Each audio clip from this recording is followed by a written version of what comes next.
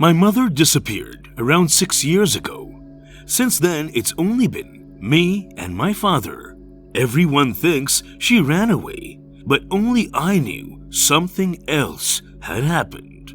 Last night I came to know the full truth. It was very traumatizing for me. I still don't know whether it was a dream or my real mother. The night my mother disappeared, I couldn't sleep due to the excruciating heat. Though it was spring, the weather was hot for some reason. But I still lay on my bed till I heard my mother scream in her room. My father was away on a business trip, so it was only me and Mommy in the entire house. I ran to Mommy's room as I heard her scream. Her door was locked, and inside I could listen to her panting.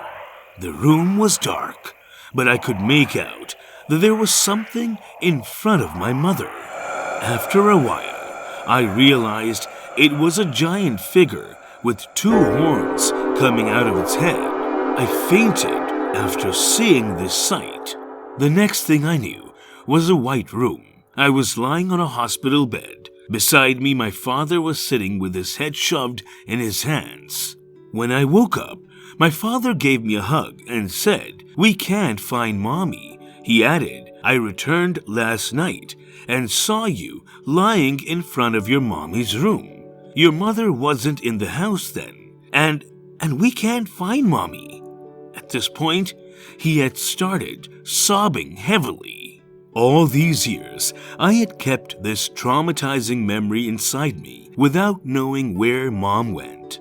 But now I know everything. I know exactly where Mom went. I saw her there. I saw her in hell.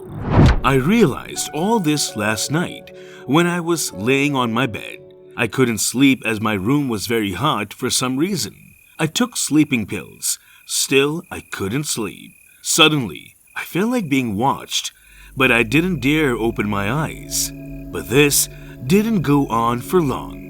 I had to open my eyes because the pressure of someone's gaze was killing me. And when I opened my eyes, I saw a ginormous figure standing beside me. What frightened me more were its 2 horns. This was the same creature that took away my mother.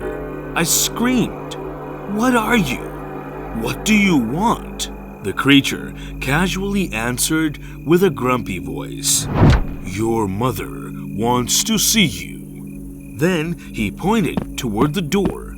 I ran for the door without thinking about anything. When I opened it, I was taken aback. It wasn't my house anymore. Rather, it was a volcano.